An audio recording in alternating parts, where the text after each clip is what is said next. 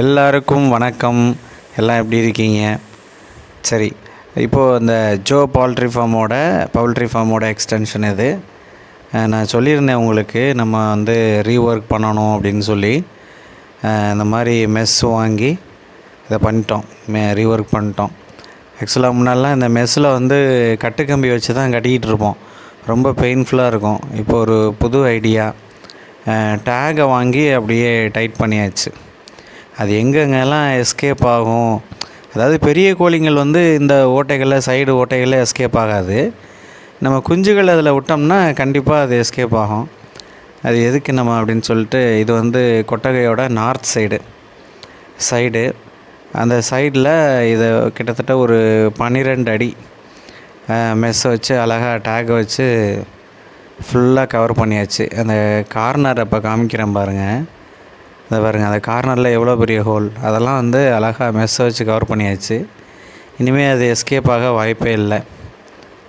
ஆமாம், இது இல்லாமல் இந்த பாருங்கள், இந்த டேக் வச்சு இப்படி டைட் பண்ணிக்கணும் நீங்கள். அப்போ உங்களுக்கு ஒர்க்கு ஈஸியாக முடியும். கம்பியை வெட்டி இதெல்லாம் பெயின்ஃபுல். இதில் ஏதாவது அணில், இந்த எலி, இது வேறு மிருகங்கள் எதுவும் வந்துடக்கூடாதுன்னு இதுலேயும் கொஞ்சம் வலையை கட் பண்ணி வச்சாச்சு. வச்சுட்டு தென் இதுதான் நம்ம கொட்டையோட ஃபுல் அமைப்பு. இது வந்து நம்ம மூங்கில் தட்டி பண்ணியிருந்தோம். அது சைடில் கொஞ்சம் கேப் இருந்துச்சு. ஏன்னா அந்த சைடு வந்து ரொம்ப சாய்வாக கூரை போட்டாங்க. அதனால் வேறு வழி இல்லை, இது இப்படி அடைச்சாச்சு சிம்பிளாக. இது ஈஸி மெத்தடு. உங்களுக்கு இதுலேயும் டேகு போட்டு டைட் பண்ணியாச்சு. தென் அடுத்த நாள் காலை கொஞ்சம் கொஞ்சமாக மணலை மேலே ஏற்றிட்டு வந்தாச்சு. மணலை ஏற்றிட்டு வந்து என் பொண்ணோட கொஞ்சம் எனக்கு ஹெல்ப் பண்ணுறா. மணல் நிறைய ஏற்றிட்டு வர முடியாது, ஏன்னா 2 மாடி இது. அதனால் அதாவது இப்போதைக்கு மணல் போடுவோம். இதோட ரிசல்ட் எப்படி இருக்குதுன்னு பார்த்துட்டு அதுக்கப்புறம் அந்த தேங்காய் நார் போடுவோமா இல்லை என்னன்னு சொல்லி பார்ப்போம். மணல் நம்மகிட்ட அவைலபிளாக இருந்துச்சு வீட்டில், அதனால் கொண்டு வந்து மணலை கொட்டியாச்சு. சரி, இதை அப்படியே பரப்பி விடுவோம் அப்போது அப்படின்ட்டு. இது நம்மகிட்ட சீச்ச மூங்கில் தட்டைகள் நிறையா இருந்துச்சு. சரி, அதை வச்சு நம்ம அப்படியே பரப்பி விட்ருவோம் அப்படின்னு சொல்லிட்டு. ரொம்ப மண் போடலை, ஒரு 1/2 இன்ச்சு தான் போடுறோம் மண். அது எனக்கு இதில் எக்ஸ்பீரியன்ஸ் கிடையாது, ஏன்னா நம்ம தரையில் விட்டு வளர்த்துட்டோம். சரி பார்ப்போம் அப்படின்னு, இதில் ஒரு அனுபவம் கற்றுப்போம் அப்படின்னு சொல்லிட்டு. இப்போது my daughter also helping me.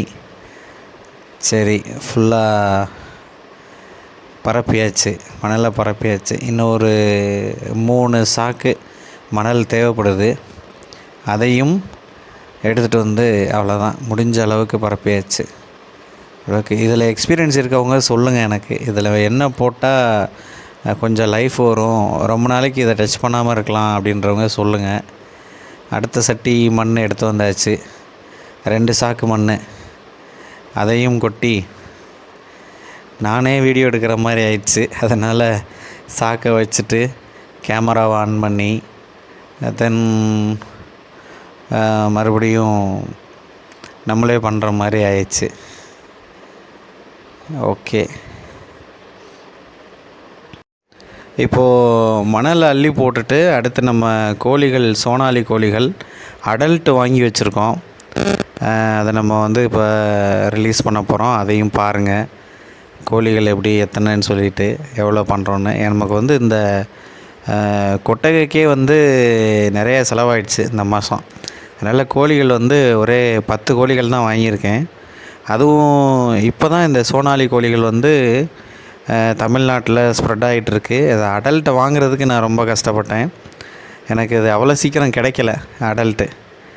ஆமாம், இப்போ பாருங்கள், அந்த கோழிகளை ரிலீஸ் பண்ணுறேன் பாருங்கள்.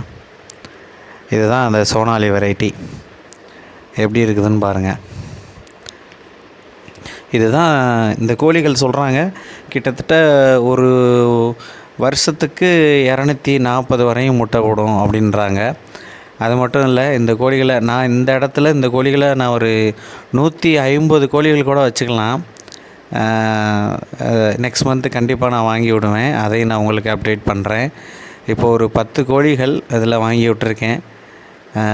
இது வந்து இதில் என்ன ஸ்பெஷல்னு கேட்டிங்கன்னா, இந்த கோழி வந்து இந்த அசில் கிராஸு, இந்த பண்ணை கோழிகள் இதெல்லாம் பார்த்திங்கன்னா இந்த மாதிரி பண்ணை முறையில் ரொம்ப நெருக்கமாக வச்சு வளர்க்கும்போது மூக்கு வெட்டி வளர்ப்பாங்க. ஆனால் இந்த கோழிகள் மட்டும் எவ்வளோ நெருக்கமாக இருந்தாலும் ஒன்று கொத்திக்காது. அதுதான் அதோட பெரிய அட்வான்டேஜ். ப்ளஸ் இதோட எக்கு, இந்த கோழிகளை நீங்கள் பக்கத்தில் நான் கொண்டு போய் காமிக்கிறேன் பாருங்கள் கேமராவை.